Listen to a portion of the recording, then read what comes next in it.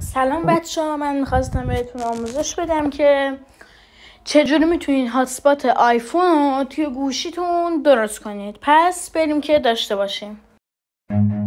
Run.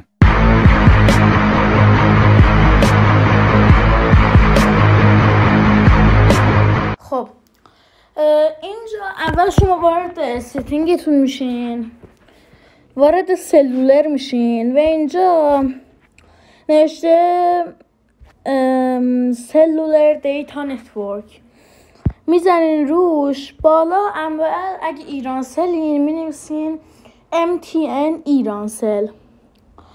بعد یوزر نیمتون میتونین بنویسین. من نوشتم آیفون.